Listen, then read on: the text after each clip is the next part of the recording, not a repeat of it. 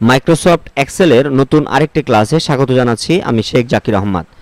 আজকে শিখাবো salary statement বা স্যালারি শিট, বেতন শিট।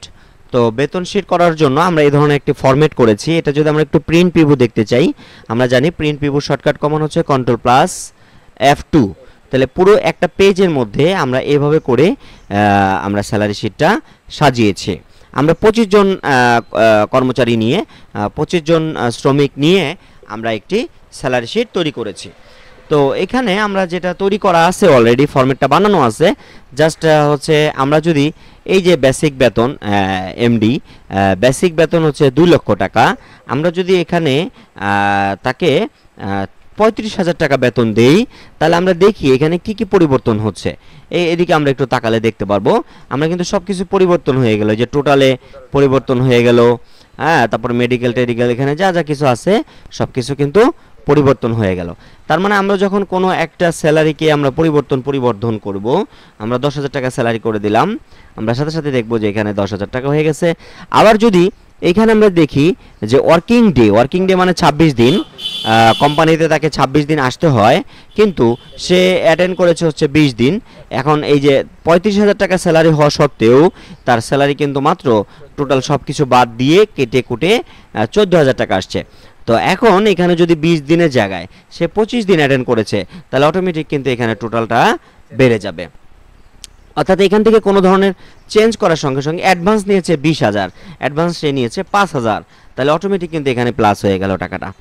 তাহলে এই যে ফরম্যাটটা, এই ফরম্যাটটা আমরা কিভাবে তৈরি করব, এটাই হচ্ছে আমাদের শেখার বিষয়। তো আমরা প্রথমেই হচ্ছে এটাকে আমরা কপি করে নিলাম। এটা কোন মাসের স্যালারি? এটা ধরছিলাম আমরা জানুয়ারি মাসের 2024 সালের স্যালারি। আমরা এটা ধরে দিলাম ফেব্রুয়ারি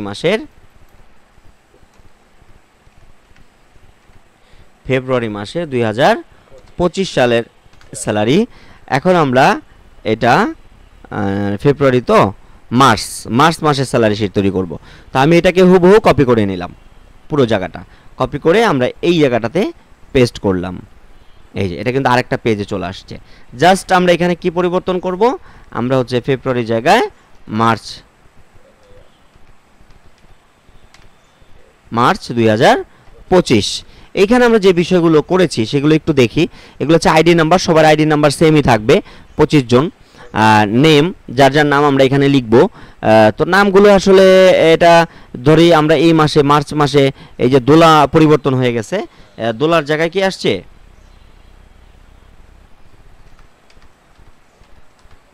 জরিন আসছে, দোলা চলে গেছে, জরিন আসছে। এটা হচ্ছে অ্যাড্রেস কোথা থেকে আসছে, আর আগেরটা ছিল ঢাকা, এটা আসছে কোথা থেকে, মুসলিমনগর থেকে।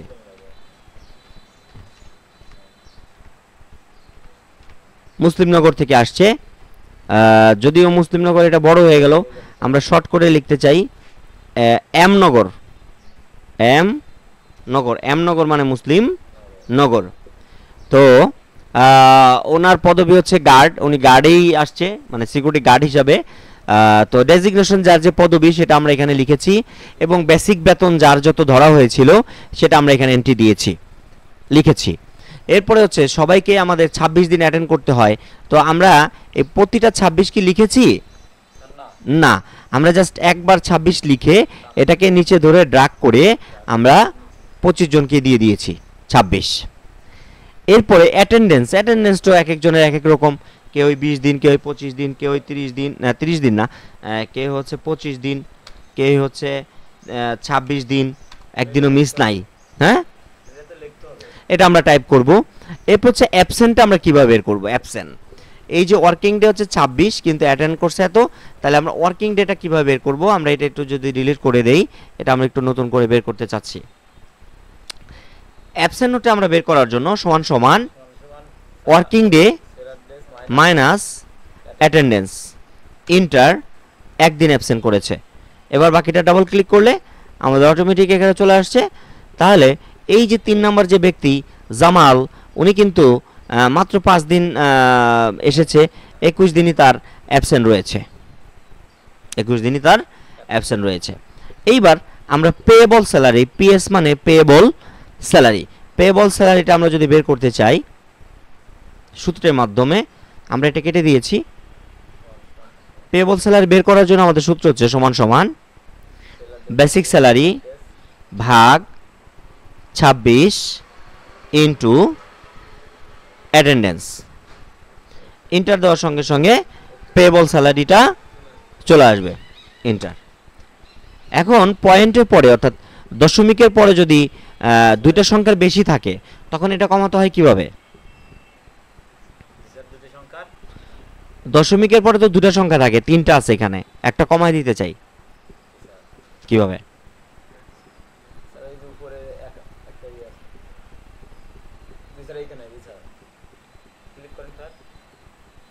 এই যে ডিসক্রিজ কমে গেছে।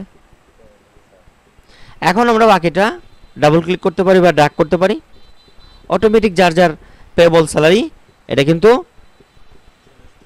চলে আসছে। এবার হচ্ছে অ্যাবসেন্ট স্যালারিটা সেম ভাবে বের করব, সমান সমান বেসিক স্যালারি ভাগ ওয়ার্কিং ডে ইনটু অ্যাবসেন্ট। তাহলে এই যে অ্যাবসেন্টের জন্য উনি 1346 টাকা কম পেয়েছে নাকি? আচ্ছা, এবার আমরা বাকিটা ড্র্যাগ করে দিব, অটোমেটিক বাকি সবার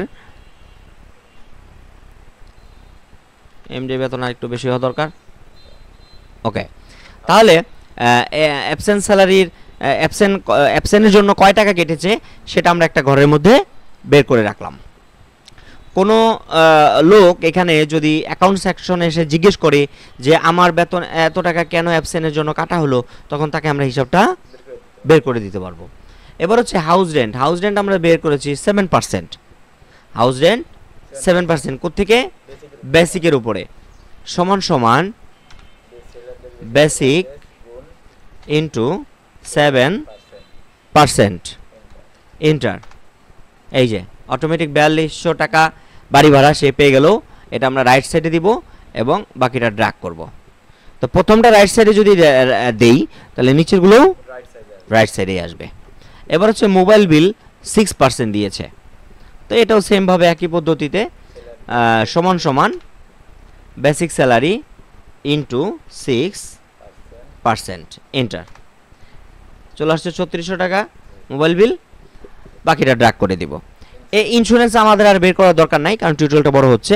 এই যে এখানে আমরা দেখতে পাচ্ছি বেসিক স্যালারি ইন্টু 5%, হ্যাঁ ইন্স্যুরেন্স।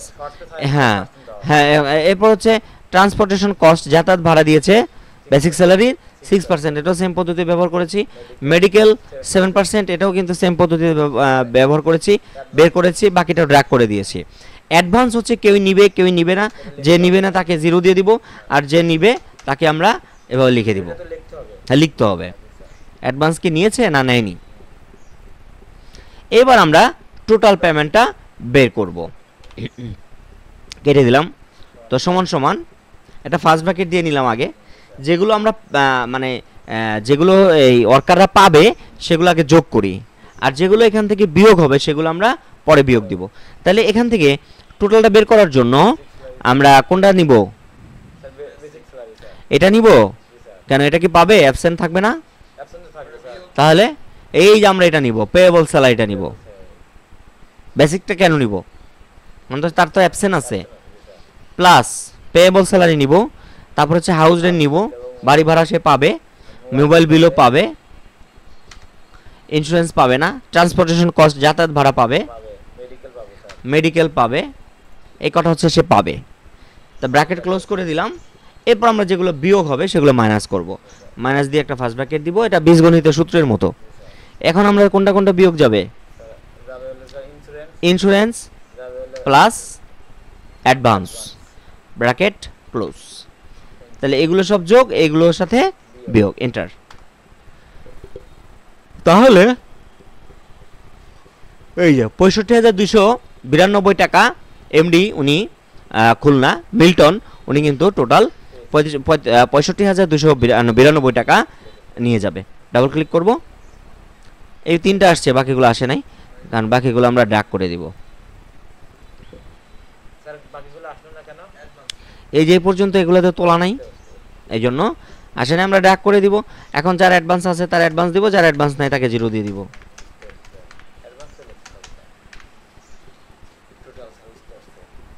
তো এই ছিল হচ্ছে আমাদের স্যালারি শিট।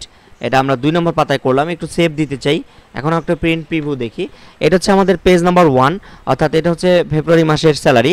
আমরা যদি নেক্সট পেজে যাই তাহলে আমরা দেখব এটা মার্চ মাসের স্যালারি, সেই একই শিটের মধ্যে 2 নম্বর পাতায় এটা করা আছে। তো ধন্যবাদ জানাচ্ছি আজকের ক্লাসে যুক্ত থাকার জন্য। যারা ক্লাসটি দেখেছো তাদের সবাইকে ধন্যবাদ, এবং যারা ইউটিউব চ্যানেল এবং ফেসবুক চ্যানেল থেকে যারা এই ভিডিওটি দেখবে তাদেরকে অভিনন্দন, শুভেচ্ছা জানিয়ে আজকের মতো ক্লাস এখানেই শেষ করছি। আবারও নতুন কোনো ক্লাস নিয়ে হাজির হয়ে যাব আমি, শেখ জাকির আহমদ। সে পর্যন্ত সকলে সুস্থ থাকুন, ভালো থাকুন এবং নিরাপদে থাকুন, এবং জেড টিভির সঙ্গেই থাকুন।